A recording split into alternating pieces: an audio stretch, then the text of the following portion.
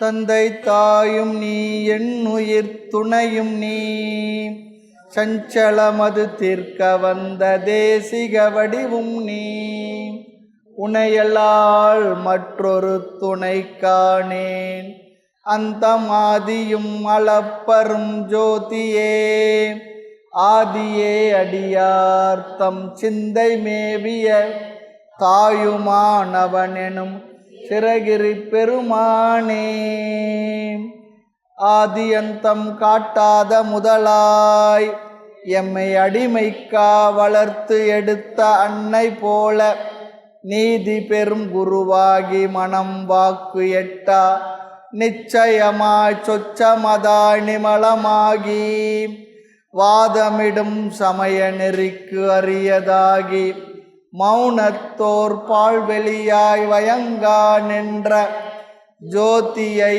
என் உயிர் துணையை நாடி கண்ணீர் சொரிய இருகரம் குவித்து தொழுதல் செய்வாம் அகர உயிர் எழுத்து அனைத்துமாகி வேறாய் அமர்ந்ததன அகிலாண்டம் அனைத்துமாகி பகர்வனையெல்லாமாகி அல்லதாகி பரமாகி சொல்லறிய பான்மையாகி துகளறு சங்கற்ப விகற்பங்கள் எல்லாம் தோயாத அறிவாகி சுத்தமாகி நிகரில் பசுபதியான பொருளை நாடி நெட்டுயிர்த்து பேரன்பால் நினைதல் செய்வாம் சிராப்பள்ளி மலைமேவும் தட்சிணாமூர்த்தி அருள் நல்க பெற்று பராபரமும் எந்நாளும் பைங்கிளியும் பலபாவும் பாடி பாடி தராதள மானிடர்க்கெல்லாம் தன்னமிர்தாய் தந்தருளும் தாயுமான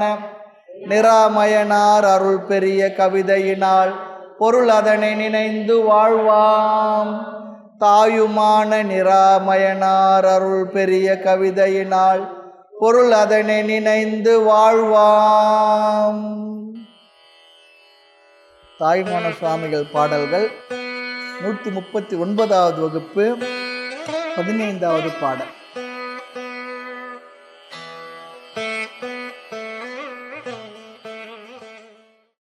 தானம் தவம் சற்றுமில்லாத நான் உண்மைதான் அறிந்து மோனம் பொருளெனக் கண்டிட சர்க்குரு மோனனுமாய் தீனன் தனக்கு இங்கு இறங்கினை தீனன் தனக்கு இங்கு இறங்கினையே இனி சிந்தைக்கு என்றும் ஆனந்தம் தான் அல்லவோ பரமே சச்சிதானந்தமே தானம் தவம் சற்றுமில்லாத நான் உண்மைதான் அறிந்து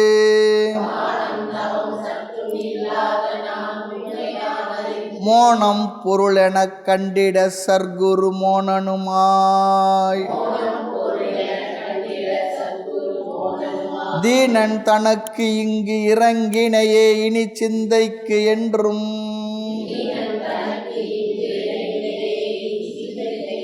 ஆனந்தம் தான் அல்லவோ பரமே சச்சிதானந்தமே.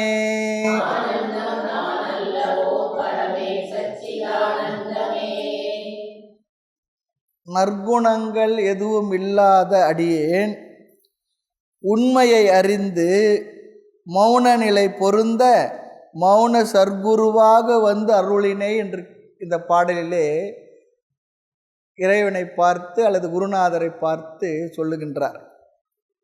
தானம் தவம் சற்றும் இல்லாத நான். பொதுவாகவே மனித சமுதாயத்துக்கு தானம் என்பது இல்லாத ஒரு குணம் சொல்லுவாங்க. அசுரர்களுக்கு இரக்கமே இருக்காதான், தேவர்களுக்கு புலனடக்கமே இருக்காது சொல்லுவாங்க. எப்பவும் ஆடல் பாடல் ஆட்டம் பாட்டம் கொண்டாட்டம் தான். ஆக மக்களுக்கு தானமும் தவமும் இன்றி அமையாததுன்னு சொல்லி சொல்கிறார். அப்படி இன்றி அமையாது இருக்க வேண்டும் நற்பண்புகள் சொல்லி சொல்கிறார். அதைத்தான் தானம் தவம் சற்றும் இல்லாத நான் என்று தன்னையே சொல்லிக் கொள்கின்றார். தானம் எதுக்கு? நம்மிடத்தில் இருப்பதை பிறரோடு பகிர்ந்து கொள்வது. நாம் பார்த்தது தானம் என்ற தலைப்பில் நற்பண்புகளில் அது நம்மை சந்நியாச குணம் வரையிலும் சந்நியாசம் வரையிலும் அழைத்து சென்று விடும் சொல்லி பார்த்தோம்.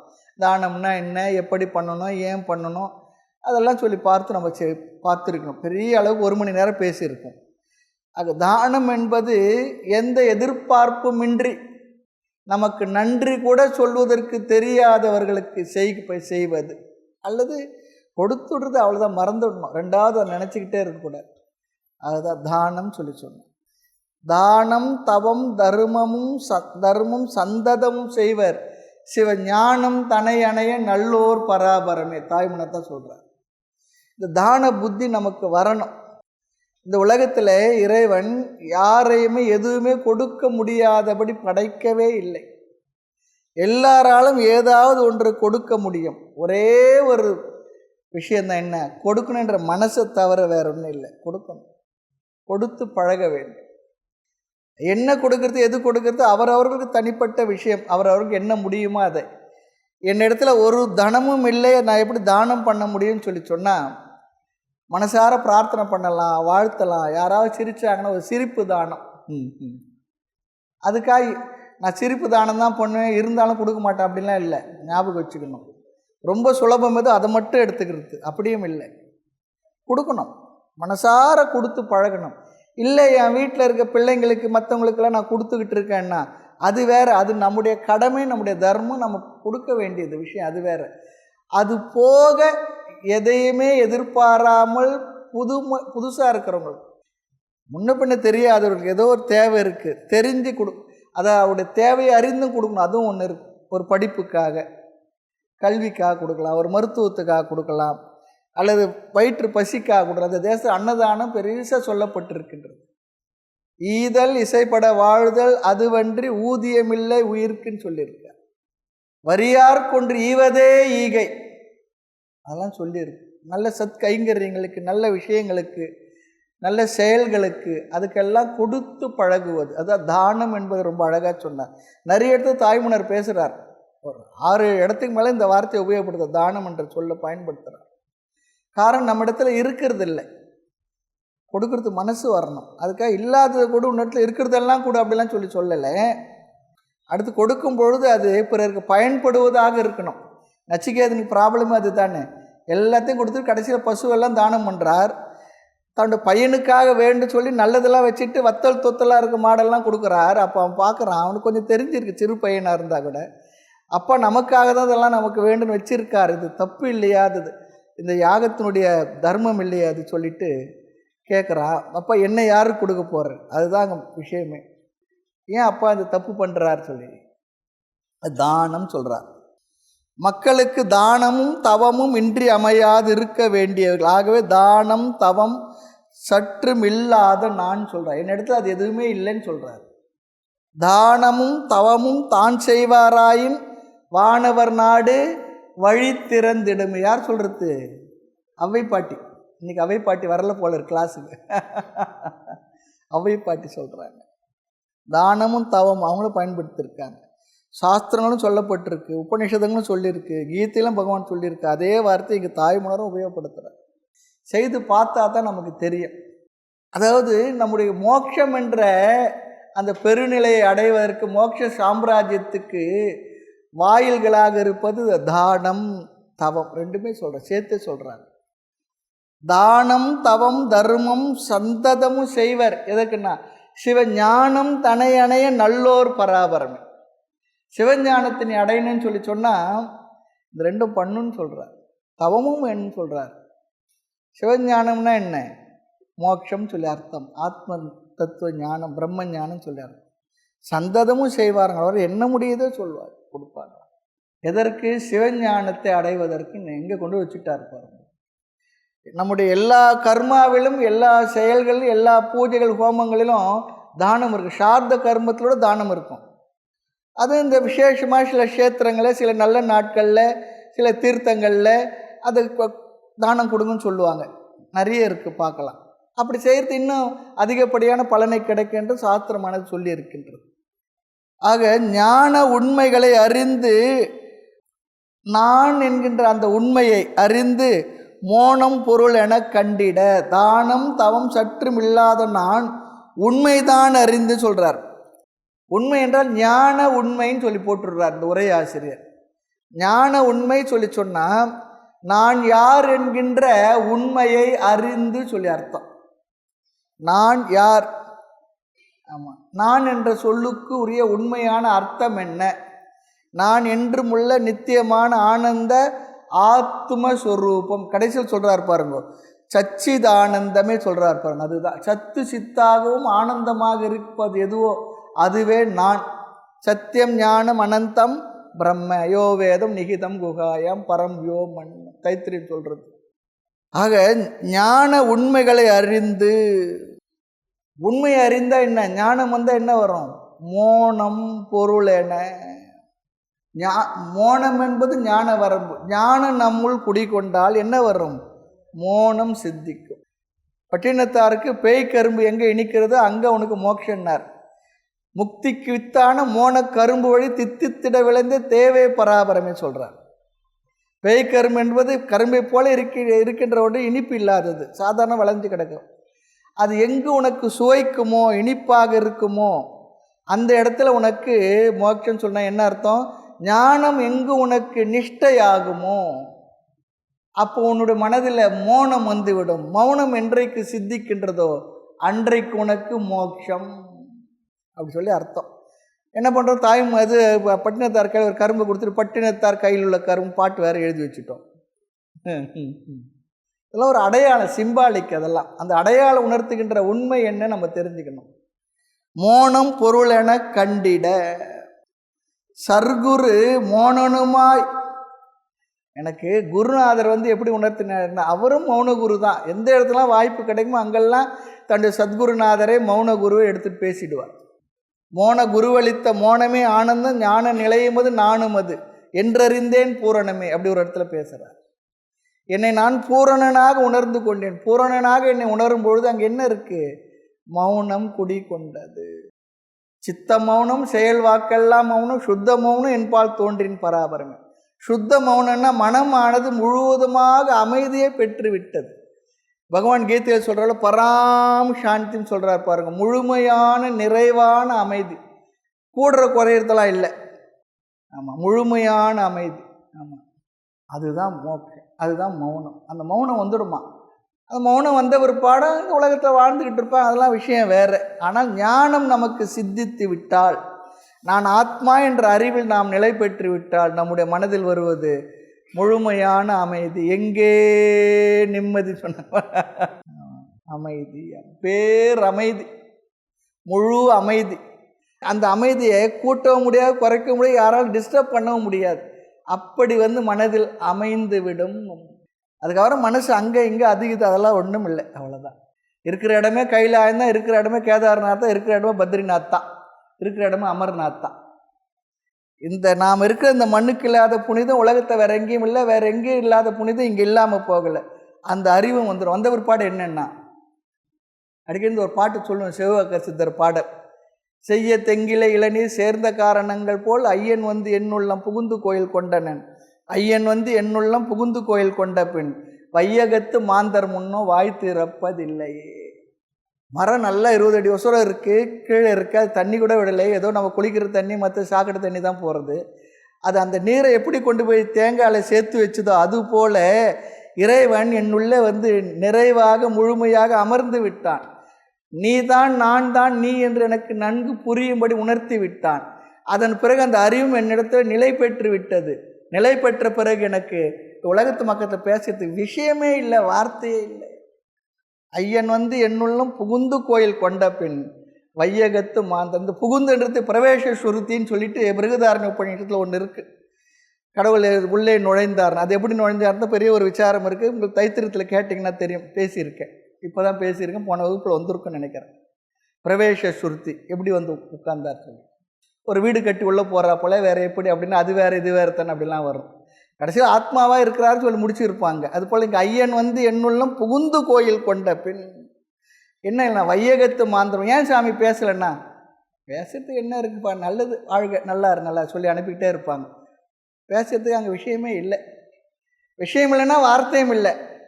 2 வார்த்தை சொல்கிறது கூட அவங்களுக்கு ஓவர் தான், அதிகம்தான். அப்படிப்பட்ட மௌனகுரு எதுக்கு சொல்லிச்சுன்னா, தாய்மனருக்கு அவருக்கு அமைஞ்ச அந்த மௌனகுரு மேலே அப்படி ஒரு அபரிமிதமான ஒரு பிரியம் அவருக்கு. யாருக்கு அப்படி ஒரு அளவு கடந்த பிரியம் தன் குருநாதர் மேலே இருக்கோ அவர்களுக்கு இந்த ஞானம் நிஷ்டை ஆகிடும். அதனால தான் அந்த அபரிமிதமான. இப்போது தாயை எதுக்காக நினைப்போம்? தாய் நமக்காக பட்ட பாட்டெல்லாம் நினச்சி தான் தாயை நினச்சி உருகும்.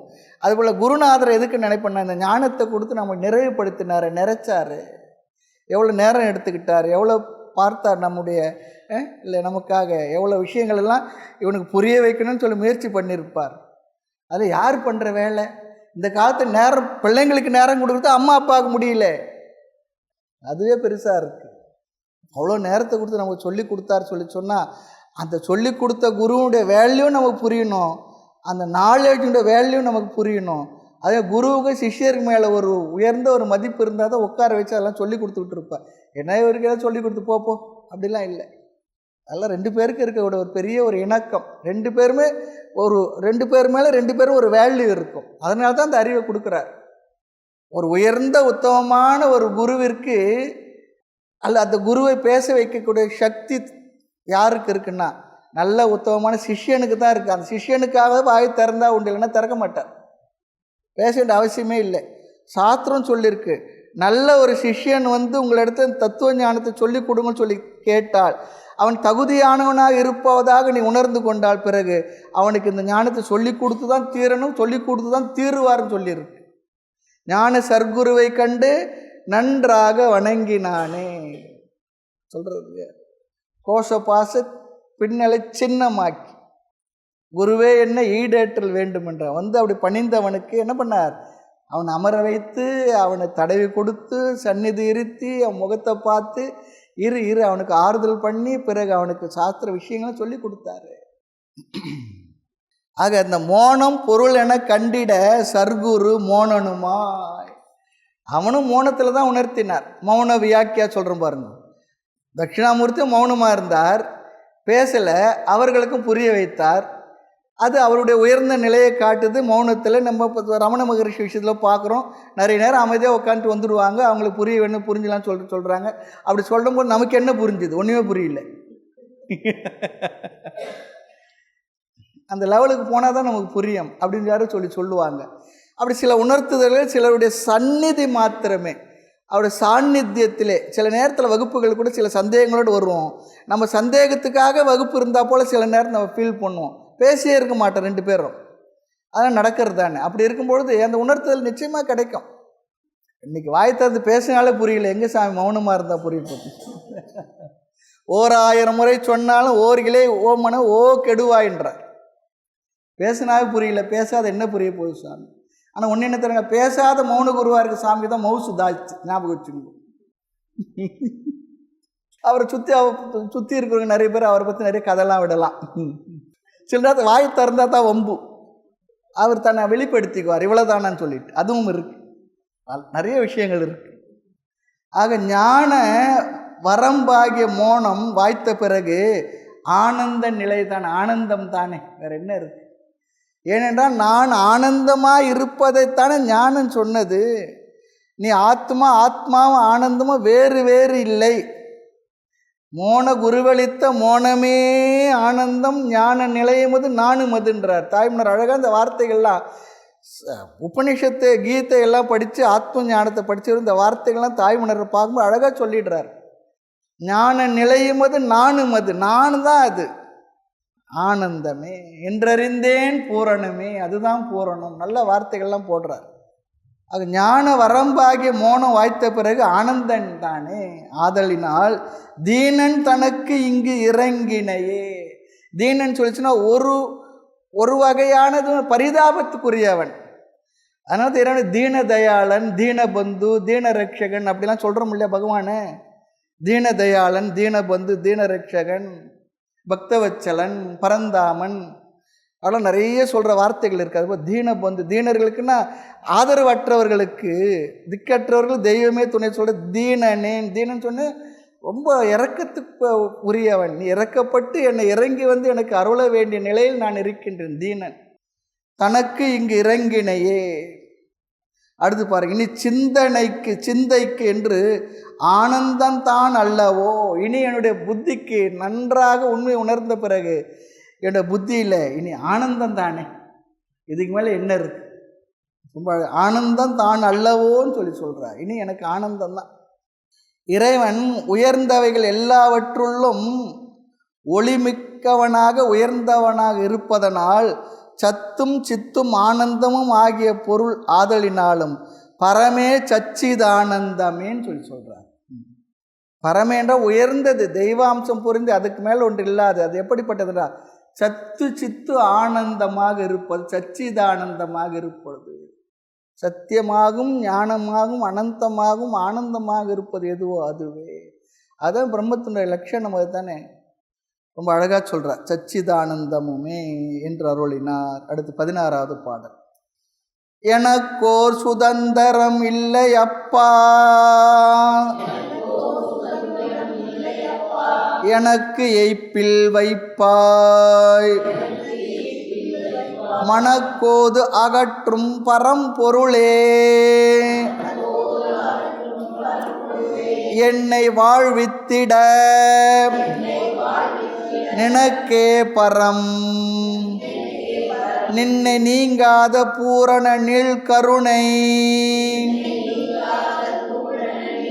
தனக்கே பரம் இனி சும்மா இருக்க தகும் என்றுமே.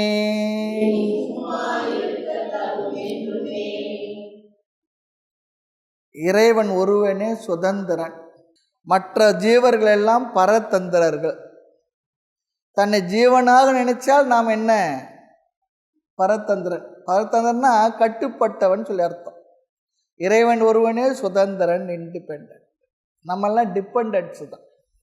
ஆனால் ஆத்மாவா என்னை நான் புரிந்து கொண்டால் நான் என்ன, சுதந்திரனே. என்னை இந்த ஒரு உடலுக்குள் அடக்கி கொண்டு வரையறுத்த இந்த உடலுக்குள் இருப்பவனாக கருதினால் நானும் டிபெண்ட் தான், பரதந்திரம் தான். எதை சார்ந்து இருக்கிறேன், எதை சார்ந்து இருக்கலை. காலையில் எந்திரிச்சா பேஸ்ட்லேருந்து எல்லாத்தையும் சார்ந்து இருக்கிறேன். பேஸ்ட்டு வேணும், சரியான சோப்பு இருக்கணும், சுடுதண்ணி வேணும், அப்புறம் காஃபி வேணும், அப்புறம் டிஃபன் வேணும், யாருன்னா வரணும், யாருன்னா போகணும். பிள்ளையை சார்ந்திருக்கோம், பொண்ணை சார்ந்திருக்கோம், கணவனை சார்ந்திருக்கோம், மனைவியை சார்ந்திருக்கிறோம், ஊரை சார்ந்திருக்கிறோம், உலகத்தை சார்ந்திருக்கோம். எதை சார்ந்து இல்லை, எல்லாம் பரதந்திரம் தான். ஆனால் தன்னை அந்த பிரம்மமாக ஆத்மாவாக உணர்ந்து கொண்டால் அது எதையுமே சார்ந்திராதது, எதையுமே சார்ந்திராது. இப்போ நானும் என்னை ஆத்மாவாக புரிந்து கொண்டால் நானும் என்ன, எதையும் சார்ந்திராதவனே. ஆனால் அதுக்காக இந்த உடலிலிருந்து இந்த வாழ்க்கை நடக்கும்போது சிலதை சார்ந்து தான் இருக்க வேண்டியது இருக்குது, அது தப்பு இல்லை. ஆனால் இந்த அறிவு நம்முடைய மனசுக்குள்ளே இருக்கணும். உணவு சார்ந்து தான் இருக்கணும், உடையை சார்ந்து தான் இருக்கணும், சூழ்நிலை சார்ந்து தான் இருக்கணும், தேவை தான் உயிர் வாழ்க்கைக்கு. ஆனால் நான் ஆத்மா பிரம்மம் என்று புரியும் பொழுது பிரம்மத்தின் லட்சணம் என்ன, சுதந்திரன், இண்டிபெண்டன்ட், நான் டிபெண்டன்ட். பொதுவாக எடுத்தால் நம்ம உடலை சார்ந்திருக்கோம், உடலே ஒரு டிபெண்டன்ட் தான். அவர் மனசை சார்ந்திருக்கிறேன், புத்தியை சார்ந்த, எதை சார்ந்து இல்லை. அது வாழ்க்கையில் வேறு வழி இல்லை. ஆனால் அந்த டிபெண்டன்ஸை ரொம்ப குறைச்சிக்கணும். யாரை நம்பி நான் பிறந்தேன், என் காலம் வெள்ளம், வாங்கடா வாங்க சொல்லக்கூடாது, போங்கடா போங்க, அவ்வளோதான், முடிஞ்சு போச்சு. அப்படி சுதந்திரன் என்பதை நம்ம புரிஞ்சுக்கணும். வந்தால் ஓகே, வரலைன்னா டபுள் ஓகே, ஆனந்தம், நிம்மதி. அப்படி இருக்கிற மனநிலை வரணும். அதுதான் நம்ம பரதந்திரன், அவர் சுதந்திரன். அதான் எனக்கென ஒரு சுதந்திரம் இல்லை அப்பா. அப்பான்னு சொல்லிடுறார். அம்மையே அப்பப்பா உப்பிலா மணியே அன்பினில் விளைந்த ஆரமுதே சொல்கிறார். இறைவனே அப்பா என்று விழிக்கின்றார். அடியேனை வாழச் செய்தல் இறைவா உன்னுடைய கருணைக்கு கடன் சொல்கிறார். என் கடன் பணி செய்து கிடப்பதே, நின் கடன் அடியேனை தாங்குதல் என்று சொல்லிட்டு நல்ல வார்த்தைகள். ஆக எனக்கோர் சுதந்திரம் இல்லை அப்பா என்கின்றார். அதை வச்சு தான் எனக்கு எய்ப்பில் வைப்பாய், தளர்வில் தாங்குபவன் அர்த்தம். எய்ப்பு சொன்னா எய்ப்பில் வைப்புன்னா தளர்வில் தாங்குபவன். எனக்கு எப்பொழுதெல்லாம் தளர்வு வருகின்றதோ, மனத்தளர்வு, உடல் தளர்வு, புத்தியில் தளர்வு, அப்படியே தளர்வு வரும்போது தான் நீ தான் என்ன எனக்கு ஒரு பெரிய ஒரு ஆதாரம் நீ தான். ஆதாரம் ஆதேயம் முழுதும் நீ, ஆதலால் அகில மீது என்னை ஆடல் கண்டவனும் நீ, ஆட்டு விப்பவனு நீ. மெய்ஞான தாதாவும் பெற்ற தாய் தந்தை தமரும் யாவும் நீ கான் என்று நினைக்கின்ற அந்த ஒரு பிடிப்பு, பற்றி கொள்வது. எய்ப்பில் வைப்பு சொல்றார். தளர்வில் தாங்குபவன், தளராதே. தாயிலா பிள்ளை போல் தளர்வுற்றேன் எங்கும், நீ எனக்கு என்றும் தாய் போல் இருப்பவனேன்னு சொல்றார். தாய் இல்லாத குழந்தை எப்படி தளர்ந்து போகுமோ அதுபோல் நீ தான் எனக்கு எப்பொழுதுமே தாய் தந்தையாக அந்த சார்பு இருக்கணும். இது ஞானமாக இருந்தால் அந்த சார்பு இந்த உடலில் உள்ளவரை நமக்கு இருக்கத்தான் இருக்கும். ஆமாம், அதுக்காக வீட்டில் போயிட்டு யாரும் நான் சார்ந்துலாம் சொல்லிடாதீங்க, அப்போ சாமியார்கிட்ட போயிடுங்கன்னு வாங்க, அவர் போய் பார்த்துக்குவார், போயிட்டு வாங்க. மனது அளவில் இந்த உறுதி நமக்கு இருக்கணும். வயது ஆக ஆக ஃபிசிக்கல் டிபெண்டன்ஸ் இருந்து தான் ஆகும். முடியலன்னா என்ன பண்ணுறது? நம்ம எல்லாருக்குமே என்ன, ஐயோ எல்லாரும் தொந்தரவு கொடுக்குறேனே, படுத்த படிக்க ஆகிட்டனே, உங்களை தொந்தரவு கொடுத்தேன், எங்களுக்கு தொந்தரவு, அந்த வார்த்தை ஒரு வார்த்தைக்காக சொல்லலாம். ஆனால் சில நேரம் அப்படி இருந்தால் அவர்களுக்கு ஒரு வாய்ப்பு கிடைச்சிருக்கு, செய்யட்டமே. எவ்வளோ செய்திருக்கிறோம் குழந்தைங்களுக்கு, மற்றவங்களுக்கெல்லாம். அதுக்காக ஒரு வார்த்தைக்கு சொல்லணும். இல்லை நீங்கள் எனக்கு செய்து தான் ஆகணும் அப்படின்னு சொல்லி நம்ம டிமாண்ட் பண்ண வேண்டாம். செய்தாகணும், உங்களால் சிரமமாக இருக்கும் அப்படின்னு சொல்லிட்டு அதே சும்மா சொல்லிக்கிட்டு இருக்கக்கூடாது. ஒரு வெறுப்பாயிடும் அவங்களுக்கும். அது வேறு வழி இல்லை. முடிஞ்ச வரைக்கும் நம்மளை பார்த்துக்குவோம். மீறி எதுனா இருந்தால் நம்ம என்ன பண்ண முடியும்? இது சொன்னார் சன்னியாசி தீட்சை எடுத்துக்கும் பொழுது ஒரு சாமி சொன்னார், அழகான ஒரு வார்த்தை. நிறைய விஷயங்கள் சொல்லிட்டு சொன்னார், உனக்கு உடம்பு முடியாத உன்னுடைய மலம் மூத்திரங்களை எல்லாம் நீயே படுக்கையில் இருந்து அதை எடுக்கிறது கூட ஆள் இல்லாமல் உன் உடம்பெல்லாம் பூசிக்கொண்டு இருக்கின்ற சூழ்நிலை வந்தாலும் தளர்வில்லாமல் இருப்பென்ற தைரியம் இருந்தால் சன்னியாசி எடுத்துக்கொண்டார். எவ்வளோ பெரிய வார்த்தை. எனக்கு அவங்க உதவலை, இவங்க உதவலைன்றதுலாம் அந்த அப்படி ஆகிட்டு நம்ம சொல்லக்கூடாது சொல்லி. அதுக்காக பகவான் இருக்கிறார், நம்ம கைவிட மாட்டார், கைவிட மாட்டான் என்று ஊது சங்கே கனக சபையான் ஊது சங்கே அனன்ய சிந்தை எந்தோமம் ஏஜனாக பரிபாசத தேஷாம் நித்திய அபியுக்தானம் யோகக்ஷமம் வகாமயோகம். இந்த வார்த்தைக்கு, இந்த ஸ்லோகத்துக்கு ஆச்சாரியர் எழுதுவது தன்னை நம்பி வந்த சன்னியாச பக்தர்களுக்கு பகவான் செய்து கொடுத்த சத்திய வாக்குன்னு சொல்கிறார் ஆச்சாரியர் ஆதிசங்கரர். அதெல்லாம் இருந்தாலும் கூட அந்த மனநிலைக்காக சொல்கிறார். சிஷ்யர்களுக்காக மற்றவங்களுக்காக பார்த்துவாங்க போவாங்க, அதெல்லாம் வேறு. உன்னுடைய மனதில் தளர்வு வந்து விடக்கூடாது. அந்த அளவுக்கு தான் ஏற்கனவே நான் எதிர்பார்த்து தானே இருந்தேன், அதனால எனக்கு பெரிய இருந்துட்டு போட்டோம், அவ்வளோதான், என்ன ஆகுது ஆகும். அந்த அளவுக்கு மனதில் ஒரு தைரியம் வரணும். சன்னியாசமே தைரியம் இருந்தால் தான் எடுத்துக்க முடியும். ஏன்னா எடுத்த உடனே சன்னியாசி எதுவும் ஷார்தம் தான், எல்லாருக்கும் பண்ணிவிடுவார், தனக்கும் பண்ணிக்குவாங்க. அதுக்கு ஒரு தைரியம் இருக்கணும், இல்லைன்னா பண்ண மாட்டோம். அது எப்படிங்க உயிரோடு இருக்கணும் பண்ணுறதுன்னா? ஆமாம், தைரியம் இருந்தால் தான் சன்னியாசி வாழ்க்கை வர முடியும். அதனால் சன்னியாசி எடுத்தவங்களை ஒரு வகையில் பாராட்டத்தான் செய்யணும். பாரனைத்தும் பொய்யனவே பட்டினத்து பிள்ளையை போல் ஆறும் துறக்க அரிது மனத்துறவும் அப்படியே மானா இவற்றால் உனக்கு இசைந்தவாறு ஒன்றே ஓர். இதுவும் தாய்மனர் தான் சொல்கிறார். ஒரு க்ஷணத்தில் எல்லாத்தையும் விட்டுட்டு போனார், சாதாரண விஷயமா. ரெண்டாவது அதை நினச்சாரா, ஐயோ விட்டுட்டுனேன், நெவர், நினைக்கவே இல்லை. அப்படி இருக்கணும், திரும்பி பார்க்கக்கூடாது. விட்டேன்னா விட்டேன், அவ்வளோதான். ரெண்டாவது ஐயோ விட்டுட்டுனேன், அதெல்லாம் கிடையாது. அது ஒரு துறவு. அதனால் அவர் ரொம்ப புகழ்கிறார். செல்வ பட்டினத்தார் பத்திரகிரி பண்புணர்வது என்னால் ஒட்டுடன் பற்றின்றி உலகை துறந்த செல்வ பட்டினத்தார் பத்திரகிரி பண்புணர்வது என்னாலும். பட்டினத்தாருக்கு ஒரு அப்ஜெக்டிவ் போடுறார், விசேஷம் என்ன தெரியுங்களா? செல்வன்னு சொல்லி போடுற. சாதாரண ஆள் இல்லை, வைர வியாபாரி. ராஜாவுக்கே வேணும்னா கேட்டு வாங்கக்கூடிய அளவு செல்வம் படைத்தவர். அவர் விட்டுட்டு போகிறது சாதாரண. நமக்குலாம் ஒன்றுமே இல்லை, விடுறதுக்கு என்ன இருக்குது? சும்மா சாமியார் சன்னியாச்சு துறவியார் சொல்கிறோம். அவருக்கு என்னத்தை விட்டோம்? ஒன்றையும் விடலை. செல்வ பட்டினத்தார் பத்திரகிரி பண்புணர்வு என்பார். பத்திரகிரி பார்த்தா ராஜா, இவர் பார்த்தா முதலமைச்சர், யார் தாய்மன்னர் கூட. அவர் சொல்கிறாரு செல்வ பட்டினத்தார் பத்திரகிரி பண்புணர்வு என்னாலும். இந்த வார்த்தை ரொம்ப நல்லது. பாரனைத்தும் பொய் எனவே பட்டினத்து பிள்ளையை போல் யாரும் துறக்கை அரிது. ரெண்டு அரிது போடுறார். மனத்துறவும் அப்படி. மனதில் கூட ஒரு துறவும் என்னென்னா, விட்டன்னா முடிஞ்சு போச்சு, ரெண்டாவது பற்றிக்கிறதுலாம் இல்லை. நம்ம வீடுகளில் ஒயிட் வாஷ் பண்ணுறதுக்கு பொங்கல் சமைத்து மற்றதில் எல்லாத்தையும் வெளியில் எடுத்து வச்சுருப்போம். இதெல்லாம் கழிக்கணும், இதெல்லாம் விட்டுணும், இதெல்லாம் தூக்கி எறிஞ்சுன்னு நினைப்போம். அவர் மறுபடியும் முடித்த பிற்பாடு எடுத்து வைக்கும்பொழுது வேண்டான்னு சொன்னது எப்போனா வேண்டியதாக இருக்குன்னு எடுத்து உள்ள மறுபடியும் வச்சுக்குவோம். அதானே பண்ணுறோம். நல்ல பாட்டு.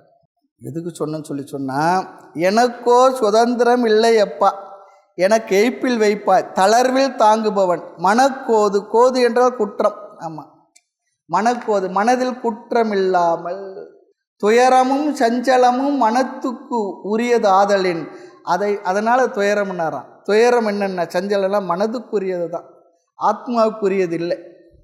ஆத்மா நித்திய சுத்தமானது, பூர்ணமானது, அதெல்லாம் சஞ்சலம் இல்லை. அதனால தான் ஆத்மா சாந்தி அப்படின்றத நம்ம ஒத்துக்கிறது இல்லை. ஒத்துக்கிறது இல்லைன்னா வார்த்தையில் உபயோகப்பட்டோம். ஆத்மா நித்திய சாந்த சொரூபி தான். அது சாந்தி அடையலாம், மனசு சாந்தி அடையணும்னு சொல்லணும். ஏன்னா அந்த மனதில் எத்தனை விதமான ஆசை, எத்தனை விதமான அபிலாஷைகள், எத்தனை விதமான ஏக்கங்கள், எத்தனை விதமான எதிர்பார்ப்புகள், அதோடு இறந்து போனவங்களுக்கு சாந்தி அடையட்டும்னு சொல்லி நம்ம சொல்கிறது ஒரு வார்த்தைக்காக. அது உபாயம்தான். ஆத்மா நித்திய சாந்த ஸ்வரூபம், அது புரியணும். புரிஞ்சு நம்ம மனதில் அந்த சாந்தியை வர வச்சுக்கணும். இந்த அசாந்தியெல்லாம் மனதை சார்ந்தது, புத்தியை சார்ந்தது. ஆத்மாவில் எந்த சஞ்சலமும் இல்லை, அது நித்திய சாந்தி. அப்போ நான் யாருன்னா சாந்த ஸ்வரூபன். இந்த வார்த்தை வந்தோடனே ஒருத்தர் வந்தார், ஒரு அன்பர், ஒரு 5-6 மாதத்துக்கு முன்னே, பெரிய ஒரு அரசாங்க உத்தியோகத்தில் இருக்கார். அவர் சொன்னார், என் பேர் சாந்த ஸ்வரூபன் சாமி. அப்படி பார்த்து, யார் வச்சாங்க இந்த பேர்? எங்கள் அப்பா அம்மா வச்சாங்க சாமி. இருக்கார் சாந்த ஸ்வரூபன். பரவாயில்லையே, நல்ல பேராக அது வச்சு பெரியவங்க தெரிஞ்சு தான் வச்சுருப்பாங்க போலன்னு. எனக்கு தெரியல சாமி, நான் சொல்லிட்டேன் அப்படின்னு சொல்லிட்டு போனேன். பேர் சாந்த ஸ்வரூபம், ஞாபகம் வருது. அப்போ ஆத்மாவாகிய நான் நித்திய சாந்தி வடிவினன், அதில் சஞ்சலத்துக்கோ வேறு எதுக்குமே இடமே இல்லை. அப்படி தன்னை புரிந்து கொண்டவன். துயரமெல்லாம் எதுக்காக சொன்னால் மனசை சார்ந்தது, அது புரியணும். அதனால சொன்னேன், என் மனசு எனக்கு தானே தெரியும். அப்போ என்ன அர்த்தம்? நான் வேறு, மனசு வேறு தானே. என்னுடைய மனசு எனக்கு தானே தெரியும். என்னுடைய புத்தியே எதுனா எதுலையோ அடிச்சுக்கணும்னு சொல்லுவோம். அது எதுலன்றது வேறு, நான் சொல்ல மாட்டேன். எதில் அடித்தா அது புத்தி வரப்போகிறதுலன்றது வேறு, அது வேறு ஒன்று. சில நேரத்தில் புத்தியே இல்லைன்றது வேறு, அது வேறு ஒன்று. இருந்தால் தானே அடிச்சுக்கிறதுக்கு. அதெல்லாம் புத்தியை சார்ந்தது, மனதை சார்ந்தது, என்னை சார்ந்தது இல்லை. இப்படி பிரித்து புரிஞ்சுக்கிட்டு ஒரு பெரிய ஒரு விஷயங்க இது. ஞான கர்ம சந்நியாசோகம் 4வது அத்தியாயத்தை பகவான் அறிவிலே துரத்தலை பற்றி ரொம்ப அழகாக சொல்கிறார். ஆத்மா அகர்த்தா அபோக்தா, அந்த அர்த்தம் எல்லாம் கொடுக்கும்பொழுது நாம் நினைக்கிற ஏதோ வார்த்தை சொல்கிறார், சாமியாரோ ஏதோ சொல்கிறார், அவ்வளோதான் கேட்டு போகுது. அப்படி இல்லை. இது நம்முடைய ஆத்மாவுடைய இயல்பை சொல்கிறார். இதுதான் உண்மை என்பது நம்ம மனசில் போய் உள்ள தைக்கணும், உட்காரணும். ஆத்மா தான் நான் என்பதில் ஸ்திரமாக இருக்கணும். அப்படி இருந்தால் இதெல்லாம் இருக்கலை. ஏதோ சாஸ்திரம் சொல்கிற வார்த்தை இல்லை, நம்முடைய உண்மைத்தன்மையை தான் சொல்கிறது. இதை வேறு எதுவுமே சொல்லாது. சும்மா ஏதோ பேருக்கு வேலை இல்லா வேதன் விதித்தான் வள்ளல் இல்லான்னு சொல்கிறது போல் யாரோ ஒருத்தர் சாமியாருங்க இதை எழுதி வச்சுட்டு போயிட்டாங்க. அதை இந்த சாமியாரன்னு சொல்லிட்டு இது அவங்க காலக்ஷேபம் நடக்குது. என்ன அப்படி இல்லை. இதுதான் என்னுடைய உண்மைத்தன்மை. அடுத்து, இறைவனது கருணையாலேயே ஆன்மாக்கள் சிவானந்தத்தை எய்தும் என்பதா. இது சைவ சித்தாந்த கருத்து. அது இங்கே நடுவில் போட்டுருவார். இதுக்கு உரை விளக்கு எழுதின கல்யாண சுந்தரனார் அவர் சைவ சித்தாந்த பரமாத்மா எழுதியிருக்கார். நாம் அதை கொஞ்சம் அழகாக பேசிட்டு, எல்லாத்துக்கும் இறைவனுடைய கருணை தான், அதுவும் இருக்குது. இறைவனுடைய கருணையால் தான். அதனால தான் நிறைய வேண்டுறோம், எனக்கு அதை கூட இதை கூட அப்படி கூட. அது எப்போ இறைவனுடைய கருணையை நாம் நாடுற மனசு வரணும், நம்மால் முயற்சி செய்து சில விஷயங்கள் அடைய முடியாத தோல்வி, இயலாமை வரும்பொழுது என்ன பண்ணுவோம்? கடவுளே சொல்லி மனசே தானே சொல்லும். அப்போ அவன் கருணையை கேட்போம். அது எல்லாருக்குமே இருக்கிற விஷயந்தான். இந்த மனதை அமைதிப்படுத்த முயற்சி பண்ணுறோம், ஆத்ம ஞான கருத்து இருக்கிறதுக்கு முயற்சி பண்ணுறோம், நிலை பெறுவதற்கு முயற்சி பண்ணுறோம். ஆனாலும் என்ன ஆக முடியாத பொழுது என்ன நினைக்கிறேன், என்னடா என்ன பண்ணாலும் இந்த மனசு பிச்சுக்கிட்டு ஓடுது. அப்போ கடவுளேன்னு சொல்லி இயற்கையாக நம்ம மனசில் ஒரு இது வரும். நம்மளால் மனித சக்திக்கு இயலாமைக்கு அடுத்து கடவுளேன்னு சொல்லுவோம். ஆக அந்த இடத்துல நம்ம வேண்டும் போது அவனுடைய கருணையால் தான், அவன் அருளாலே அவன் தாள் வணங்கி சொல்கிறா போல் என்னுடைய கருணை எனக்கு வேண்டும். என்னால் முடியல, கருணையை கொடு, நான் நிறைவாக இருக்கும். நான் நிறைவானு எனக்கு புரியுது, ஆனால் அந்த புரிஞ்ச அறிவில் இருக்க முடியல. இருக்கிறதுக்கு எதுனா கொஞ்சம் ஒரு சக்தி வேணும், சப்ளை வேணும், கூடுதலாக கொஞ்சம் நமக்கு ஒரு ஒத்தாசை வேணும், சப்போர்ட் வேணும். அதுதான் இறைவனுடைய கருணை. நினைக்கே பரம் நீங்காத பூரணம், நீள் கருணை தனக்கே பரம் என்கின்றார். நினைக்கே பரம், உனக்கே எல்லாம் தெரியும், நீ மேலானவன். நீங்காத பூரணம், ஐயா பூரணம் சொன்னால் நிறைவு, பரிபூர்ணானந்தமே.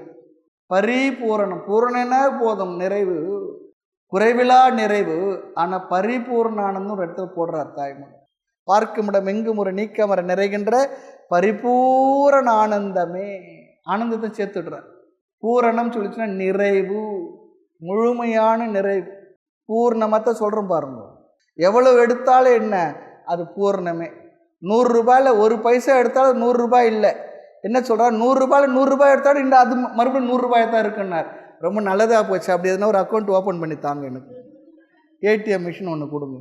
எவ்வளோ எடுத்து அல்ல அல்ல குறையாத அகண்டித ஆனந்த வெள்ளம் எனக்கைய வெளிப்படுத்த வேண்டாவ தாய்மன. எவ்வளோ எடுத்தாலும் குறையாத இருக்கிறது. இங்கே நூபுர கங்கைங்கெல்லாம் சில இடத்துல போகிறோம், எவ்வளோ எடுத்தாலும் தண்ணி என்ன மறுபடியும் வந்துக்கிட்டே இருக்கும். அதெல்லாம் பார்க்கும் இந்த எண்ணம் ஞாபகம் வரணும், நானும் அப்படிப்பட்டவன் தான். ஆத்மா என்றும் பூரணமானது. அடிக்கடி சொல்கிறது தான். இப்போ அந்த ஒரு வார்த்தை, இந்த கொழுக்கட்டில் வைக்கிறதுக்கு பேர் பூரணம். அந்த கொழுக்கட்டில் இருக்க பூரணம் எப்படி இருக்குது சாப்பிட்றதுக்கு? ஆனந்தமாக இருக்குது.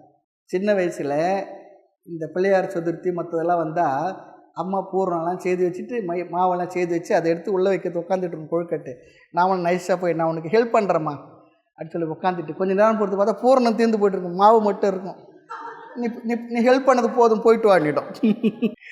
அது இனிப்பாக நல்லா இருக்கு இல்லையா, சுவையாக இருக்கு. அதுபோல் கொழுக்கட்டில் இருக்கிறது பேரும் பூரணம் தான். இந்த கொழுத்த கட்டில் இருக்கிறதுக்கும் பேர் என்னென்ன? பூர்ணன்னா என்ன? ஆத்மா. இந்த கெட்டு போகிற மாறுகின்ற மறைகின்ற இந்த உடலில் கெடாத மாறாத ஆத்மா, அதுதான் பூரணம். அதில் ஒரு நாளும் குறைவில்லை. அனாத்மா என்றும் குறைவுடையது, ஆத்மா என்றும் குறைவில்லாதது. அப்படி நாம் புரிந்து கொள்வது, உணர்ந்து கொள்வது. கொழுக்கட்டில் இருக்கிறதும் பூர்ணம் தான், இந்த கொழுத்த கட்டில் இருக்கிறதும் பூர்ணம். இல்லை சாமி நோஞ்சான் கட்டு, அது உள்ள இருந்தும் பூர்ணம் தான். நோஞ்சான்ன்றது நோயின்றதெல்லாம் உடலுக்கு தானே தவிர ஆத்மாவுக்கு இல்லை. நிராமயன்னு சொல்கிறோம் பாருங்கள். ஆமயம் என்ன? நோய். இதுக்கு நோய் அற்றது எது? இதுக்கு தலைவலி இருக்குது, வயிற்று வலி இருக்குது, ஆமாம் அதெல்லாம் உடலுக்கு. மனசுக்கு வலி இருக்குது, ஆமாம். ஆத்மாவுக்கு என்ன? அதெல்லாம் இல்லாதது. எனக்கே பரம் நீங்காத பூரணம். என்னை விட்டு நீங்கான்னு ஒரு இடத்துல போடுவார். அது எங்கேயே இருந்து இப்போ வந்தது பூரணம். ஒருத்தர் கொண்டு வந்தார் கொரியரில், அமேசானில் போட்டுருந்த வந்தது. அப்படிலாம் இல்லை. நான் அமேசான்காரன் பாருங்கள், ஒன்றும் இல்லை, 2 ஃபோனை வச்சுக்கிட்டு எல்லாம் கனெக்ட் பண்ணி எவ்வளோ கோடிக்கணக்காக சம்பாதிக்கிறான். நம்ம ஆளுங்களாம் என்னென்ன எது எடுத்தாலும் வீட்டில் அமேசானில் போடுறேன். பாவம், அப்படி தான் இருக்குது. எங்கே இருந்தாலும் அவங்ககிட்ட ஒரு ப்ராடக்டும் இல்லை, எல்லாம் கலெக்ட் பண்ணி வச்சுட்டு நம்ம போட்டோம்னா அவங்க கொண்டு வந்து கொடுத்து அதில் டப்பு சம்பாதிக்கிறான், கோடிக்கணக்காக சம்பாதிக்கிறான். அது ஒரு பிஸ்னஸ். நீங்காத பூரணம், நீள் கருணை தனக்கே பரம். என்றுமே எனக்கு என்ன, இந்த கருணைக்கு எல்லையே இல்லாத நீள் கருணை, என்ன நீங்காத கருணை வடிவமாக இருப்பவன். அடுத்து சும்மா இருத்தல் என்பது திரிகரண சேட்டை ஒழிந்து மோன நிலை பெற்று இருத்தலை குறிக்கின்றதாம். எனக்கோர் சுதந்திரம் இல்லையப்பா எனக்கு எய்ப்பில் வைப்பாய் மனக்கோது அகற்றும் பரம்பொருளே என்னை வாழ்வித்திட நினைக்கே பரம். என்னை வாழ வைக்கிறது உனக்கு தான் பொறுப்பு. பரம்னா இங்கே உனக்கு தான் பொறுப்பு, நீ தான் பண்ணணும். நின்னை சரண் புகுந்தால் நீ காக்க வேண்டுமல்லால் என்னை புறமுடுதல் என்னே பராபரமே. நின்னை நீங்காத பூரண நீள் கருணை தனக்கே பரம். ஆமாம், உன் கருணைக்கே இது உரித்தானது, இனி சும்மா இருக்க தகும் என்றுமே. இதெல்லாம் புரிஞ்ச ஒருபாடு இனி நான் செய்கிறதுக்கு என்ன இருக்குது, சும்மா இருக்கிறது தகுன்னு சொல்கிறார். என்றுமே, இப்போ இல்லை எப்பவுமே. இனி நீ இருக்க பார்த்துக்க, அவ்வளோதான். நான் வாட்டில் இருக்கிறேன். இருக்க முடியுதான்னா முடியலையே, அதான ப்ராப்ளம். முடியலையே. இது ஆத்ம தத்துவத்தை நன்கு புரிந்து உணர்ந்து நிலை பெற்ற இந்த மனத்தினுடைய வெளிப்பாடு இது. அப்பனே அடியேனுக்கு ஒரு சுதந்திரம் இல்லை, தளரூறும் காலத்து தாங்குபவனாய் மனம் ஆசைகளை போக்கும் பரம்பொருளே என்னை வாழ வைக்கும் பொறுப்பு நின்னுடையது. உன்னிடத்து ஒப்படைச்சிடணும். நமக்கு அந்த மனநிலை வரணும். இறைவனுடைய சந்நிதிக்கு சென்றால் எல்லாம் உன்னுடையதுப்பா, நீ பார்த்துக்கிற அப்படி சொல்லிட்டு கொஞ்சம் எடுத்துக்கிட்டு வந்துடுறது இல்லை.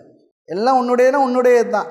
இருந்தாலும் அது பார்த்துப்பார், இது நாம் எதை செய்துக்கணும்ல வச்சுக்கணும் இல்லை. நம்ம மனநிலை அப்படி தானே இருக்குது, மனநிலை அப்படி தானே இருக்குது. தப்பு இல்லை, எல்லாரோட சுபாவம் அப்படி தான் இருக்குது. இதெல்லாம் நம்ம பார்த்து சரி செய்துக்கணும். ஆமாம், இந்த கோர்ஸ் கரெக்ஷன் சொல்கிறது போல். என்னை வாழ வைக்கும் பொறுப்பு நின்னுடையது, உன்னை விட்டு பிரியாத முழுமையான நீண்ட திருவருளை பெறுவதே எனது கடமை. நீங்காத கருணை. இனி எப்பொழுதும் சும்மா இருக்கும் தகுதியும் உண்டு. ஆகையினால எனக்கு எப்பொழுதுமே அப்படி இருக்கக்கூடிய அமைதியாக சும்மா இருக்கிற தகுதி எனக்கு உண்டுன்னு சொல்கிறார். ரொம்ப அழகாக பேசுகின்றார் தாய்மன்னர். அடுத்து 17வது பாடல். இடம் பெரு வீடும் மின்னார் சே ஜகமும் இருநிதியும் உடம்பை விட்டு ஆருயிர் போம்போது கூடி உடன் வருமோ மடம் பெருமாயை மனமே இனி இங்கு வா மௌனி திடம் பெற வைத்த மௌனம் சகாயம் தெரிந்து கொள்ளே இடம் பெரு வீடும் மின்னார் சே ஜகமும் இருநிதியும் உடம்பை விட்டு ஆருயிர் போம்போது கூடி உடன் வருமோ மடம் பெருமாயை மனமே இனி இங்கு வா மௌனி திடம் பெற வைத்த மௌனம் சகாயம் தெரிந்து கொள்ளே.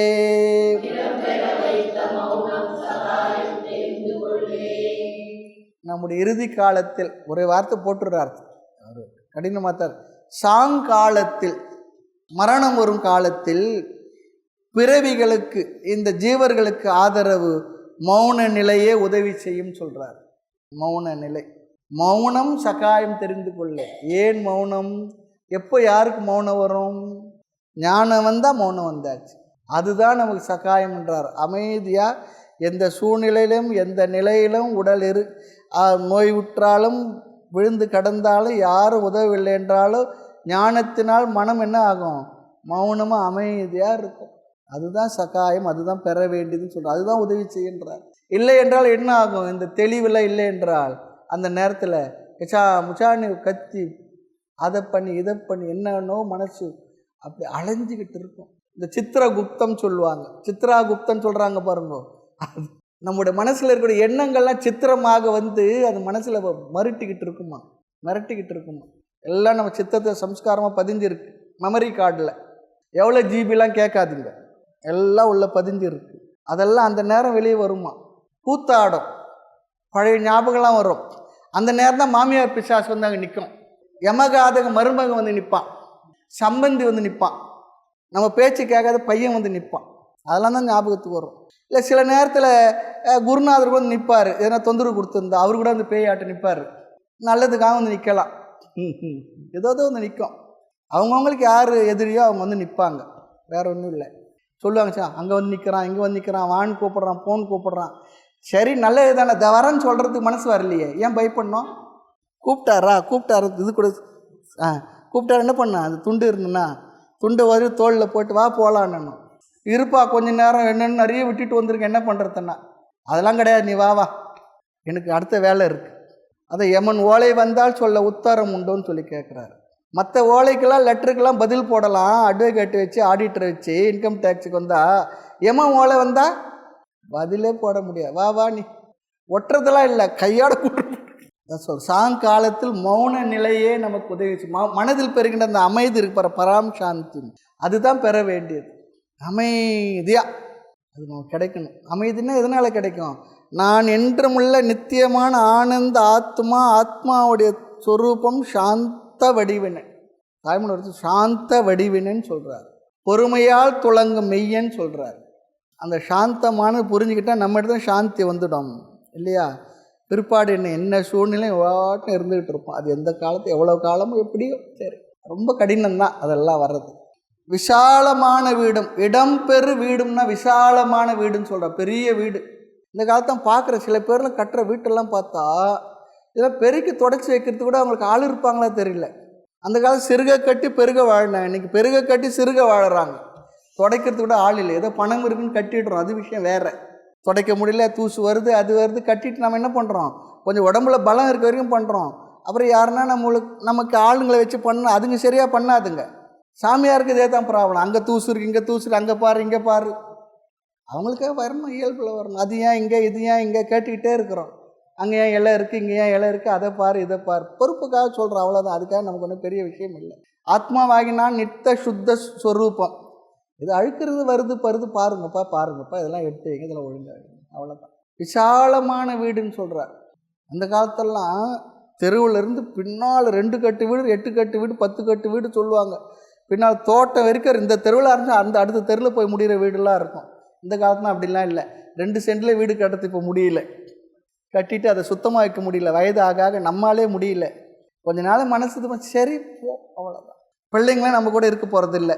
அதுக்கு வேலை கிடச்சி அது எங்கே எப்படா பார்த்துக்கிட்டே இருக்கோம். ஃபாரின் ஓடி போயிடணும். இந்த நாட்டில் இருக்கிறது யாருக்குமே விருப்பம் இல்லை. இன்றைக்கி ஒருத்தர் சொன்னாங்க 2 நாளைக்கு முன்னே, சாமி இந்த எங்கே பார்த்தாலும் வீடு. நேற்று ஒரு இடம் போயிட்டு வந்தோம். வைகை எங்கே புறப்படுதோ அந்த இடம் வருஷ நாடு. அந்த இடத்துல 2 நாளைக்கு முன்னே நல்லா வயக்காடாக கடந்த இடம்லாம் அருமையாக பக்கா பிரம்மாண்டமான வீடுகள். சொன்ன ரொம்ப நாளைக்கு முன்னே இந்த பக்கம் வந்திருக்கு, எல்லாம் வயக்காடாக நெல் விளையிற பூமி தான். ஏன் அப்படி? ஆமாம் சாமி, ஒரு அம்மா சொன்னாங்க இதெல்லாம் வீடாக கட்டிட போகிறாங்க. நெல் விளையிற பூமி இருக்க போகிறதில்ல. நெல் விளையிறது என்ன ஆக போகுது சொல்லி தெரியல. எல்லோரும் சாப்பாடு என்ன ஆக போகுது தெரியல. இன்றைக்கி இருக்கிற 50 வயசுக்கு மேலே இருக்கிற ஆள் தான் விவசாய வேலை பார்த்துட்டு இருக்காங்க. மற்றவங்க எல்லாம் படிக்க வச்சுட்டாங்க. இன்னும் 50 வயசுக்கு மேலே இருக்கிற ஆளுங்க இருக்கிற வரைக்கும் இந்த விவசாயம் நடக்கும். அதுக்கப்புறம் விவசாயம் பண்ணுறதுக்கு ஆள் இருக்காது. எல்லாரும் மாத்திரை போட்டு வீட்டில் உட்காந்துருக்கணும் சாமி, பசிக்கு சாப்பாட்டுக்கு பதிலானார். விவசாயமே போயிட்டு போகுது. தெளிவாக அந்த ஐயா சொல்கிறார், சாமி 50 வயசு மேலே எங்களை போல் இருக்கிற ஆட்கள், இந்த ஆளுங்க இருக்கிற வரைக்கும் இந்த விவசாயம் நடக்கும். எல்லாரும் பிள்ளைங்களை படிக்க வச்சு அங்கே இங்கேன்னு அனுப்பிடுறாங்க. ஒருத்தரும் விவசாயம் பண்ண போகிறதில்ல. விவசாயம்னால இருந்தாலும் பண்ணுறதுக்கு ஆள் இருக்காது சாமி. விவசாயமே செத்து போச்சு சாமி, செத்து போய்டுன்றார். ரொம்ப மனசு வருத்தப்பட்டு சொன்னார். உண்மை தான், பண்ணுறதுக்கு ஆள் இருக்காது. அப்போ விளையிற பூமியெல்லாம் இப்படி ஆகிட்டுதுன்னா எங்கே இந்த அரிசி கிடைக்கும், பொருள் கிடைக்கும்? இறக்குமதி பண்ணணுமா?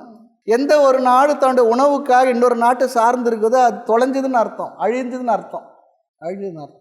அது அன்னம் பகு குருவித்த நிறைய உற்பத்தி பண்ணுன்னார். அதான் சொல்ல முந்தி நெல் முளைச்ச பூமியெல்லாம் கல் முளைச்சி இருக்குன்னா நாட்டு போட்டுறான், கல் நட்டு விட்டுறான், அது கல் முளைச்சி இருக்குன்னா. அப்படி தான் ஆயிட்டு இருக்கிற உண்மைகள் அதெல்லாம் நம்மளை கசக்கத்தான் செய்யுது. என்ன பண்ணுறது? பசுமையாக இருந்த பூமியெல்லாம் அப்படி ஆகிட்டு இருக்கு. நம்மளோட வேதனை அந்த விவசாயிகளுக்கு இருக்குது. விவசாயத்தை உயிராக நினச்சி பண்ணிக்கிட்டு இருக்காங்க பாருங்க. இன்னும் கூட அது விளைஞ்சி கொடுக்குதோ இல்லையோ, லாபமோ நஷ்டமோ, விவசாயம்னு உண்மையான விவசாயி என்ன வந்தாலும் அந்த பூமியை தொட்டு நமஸ்காரம் பண்ணி அதிலே தான் இருந்து மண்ணோட மண் அதில் தான் மக்கிக்கிட்டு இருக்கான். அங்கே விசாலமான வீடு எங்கே போயிட்டோம், எல்லாம் வீடு ஆகிட்டுருக்கு. சரி, மின்னார் மனைவி என்று பொருள் போட்டார். மின்னலை ஒத்து பொருள்களை குறித்தது, பெண்டீர்களை குறித்தது சொல்லி சொன்னார். மின்னார் என்பமை இன்னொரு இடத்த பயன்படுத்தியிருக்கார். சரி, அடுத்து சேய் என்றால் இளமைக்குரிய பெயரா. சேய் இளமையுடைய மக்களை, பிள்ளைகளை குறித்த சொல். மடம் என்றால் அறியாமையை குறித்தது. இதே ஒரு சாமி வந்திருந்தார். அந்த சாமி ஒருத்தர் தற்செயலாக தான் பேசினார். அறிமுகப்படுத்தி இவர் மடசாமின்னார். இப்போ நான் மடசாமி இல்லை பாகனாலும், நான் மடசாமி இல்லை மாடசாமி இல்லை மடத்து சாமின்னு ஒன்றா சொல்லி ஒரு மடசாமின்னு சொல்லி நடந்தது. ஒரு பெரிய மகாத்மா தான் அவர் அறிமுகப்படுத்த தெரியாது. அவர் சொல்லிட்டார், சாரி சாமி மன்னிச்சு. இல்லைப்பா பரவாயில்ல, ஒரு ஜோக்குக்காக சொன்னார். இங்கு மடம் என்றால் அறியாமையை குறித்தது. மனம் மாயையின் காரியம் ஆகையால் மாயா மனம். மனமே மாயை தான், மாயையினுடைய வெளிப்பாடு தான் மனம். மாயா காரியம் மனம், மனமே மாயை தான். மௌனி என்றால் மௌன தேசிகரை, குருநாதர். இங்கேயும் பாருங்கள், அவர் தான் சொல்கிறார், குருநாதரை மௌன தேசிகர். இந்த செயல் கருத்து என்னென்னா, அது ஒரு பட்டினத்தார் பாடலை சொல்லி உரையாசிரியர் முடிக்கிறார். ஊரும் சதமல்ல, உற்றா சதமல்ல, உற்று பெற்ற பேரும் சதமல்ல, பெண்டீர் சதமல்ல, பிள்ளைகளும் சீரும் சதமல்ல, செல்வம் சதமல்ல, தேசத்தில் யாரும் சதமில்லை. யார் சொல்கிறார்? பட்டினத்தார் சொல்கிறார், செல்வ பட்டினத்தார். நின் தாழ் சதம் கட்சியே கம்பெனி. கட்சியே கம்பெனின்னு வந்துச்சுன்னா அந்த பாட்டு யார் பாடினது அர்த்தம்? காஞ்சிபுரத்தில் கூட ஏகாம்பரநாத சுவாமியை பற்றி பாடினது சொல்லுவாங்க. காஞ்சிபுரத்தில் 2 சுவாமி ரொம்ப கோயில் ஃபேமஸ். காமாட்சியை விட கூட ரொம்ப ஃபேமஸ் இது சொல்லி சொன்னால் ஏகாம்பர சுவாமி, வரதராஜ பெருமாள். வரதராஜ பெருமாள் பணத்தில் பெருத்தவரான், செல்வம் நிறைய இருக்கும். ஏகாம்பரநாசம் ஜனத்தில் பெருத்தவர்னாங்க. அந்த ஊருக்காரங்களை கேட்டால் சொல்லுவாங்க. 2 கோயில். பட்டினத்தார் கட்சியே கம்பெனின்னு சொல்லி சொன்னால் காஞ்சிபுரத்தில் எழுந்தருள் இருக்கக்கூடிய பெருமானே ஏகாம்பரேஸ்வரே சொல்லி அர்த்தம். ஏகாம்பரன் பேர் வச்சாங்கன்னா அந்த பக்கத்து ஆழ்த்த நிறைய வைப்பாங்க. இந்த பக்கத்தில் பாண்டி பேர் வைக்கிறான், அந்த பக்கத்தில் ஏகாம்பரன் பேர் நிறைய வரும். நிறைய சொல்ல ஏகாம்பரம். கட்சியே கம்பெனி, கட்சின்னு சொல்லி சொன்னால் காஞ்சிபுரம். கட்சி எப்போ சிவாச்சாரியார் சொல்கிறோம் பாருங்க, அது போல் கட்சியே கம்பெனி. எல்லாருமே போய் பார்த்து தரிசனம் செய்து அந்த இறைவன் மீது அவங்க பாடிய பாடல்கள் இதெல்லாம் இந்த தேசத்தில் பெரியவர்கள் மகான்கள் இதெல்லாம் நம்முடைய வரலாறு சொல்கிற விஷயம். அதுலேருந்து தான் வரலாறு எடுக்கணும். எல்லாம் உயிர்த்தன்மையோடு இருக்கக்கூடிய செய்திகள் இதெல்லாம். சும்மா பேருக்கு படிக்கிறதுலாம் இல்லை. அப்போ அதனுடைய காலம், அதுக்கு முன்னே எவ்வளோ காலம் இருந்திருக்கும், அந்த வரலாறு எவ்வளோ, இந்த தேசத்து காலம் எவ்வளோ, அதெல்லாம் யோசிக்கிறதுக்கு இதெல்லாம் நமக்கு உறுதுணையாக இருக்குது.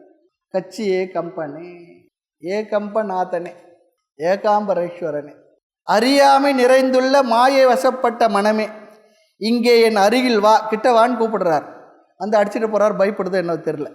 இடம் அகன்ற பெரிய வீடும் மனைவியும் பிள்ளைகளும் இந்த உலகமும் பெரிய செல்வமும் உடம்பை விட்டு அரிய உயிர் பிரிந்து போகும் பொழுது உடம்புடன் கூடி உடன் வருமோ, கூட வருமான்னு கேட்குறார். கூட வருமான்னு சொல்கிறார்.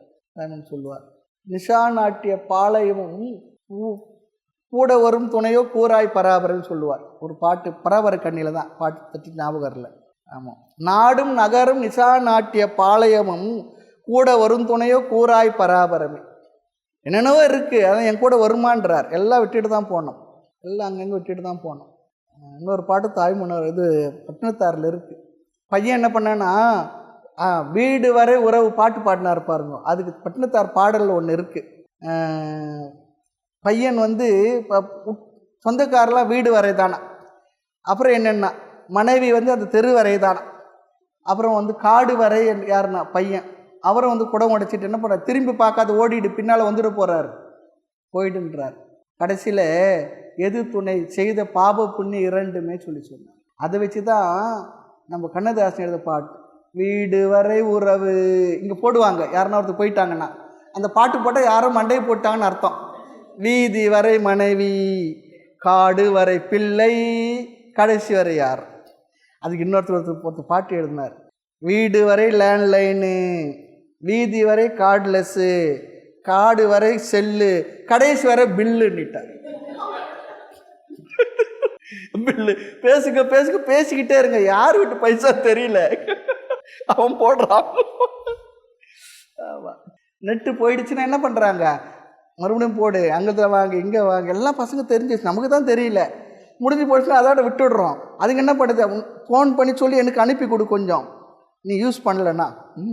சின்ன பசங்களா, தாத்தா அவனுக்கு தெரியல உங்களுக்கு, சாமி இங்கே கொடுங்க நான் பண்ணுறேன், கொடுத்தா அது எதுன்னா பண்ணிட்டு இங்கே இப்போ பாருங்கன்னு சொல்லுது. நல்லதுப்பா, நமக்கு தெரியாது, நல்லதுப்பா. உடம்பை விட்டு ஆறுயிர் போகும்போது கூடி உடன் வருமோ, மடம் பெரும் மாயை மனமே, அறியாமையுடன் கூடிய மனமே, மாயையினால் விளைந்தது. மனம் எனும் ஒரு மாயை எங்கே இருந்து வரும் இல்லையா, வன்மையோட இரக்கம் இங்கே தாய்மன் கேட்குறோம். மனமெனும் ஒரு மாயைன்னு சொல்கிறார்.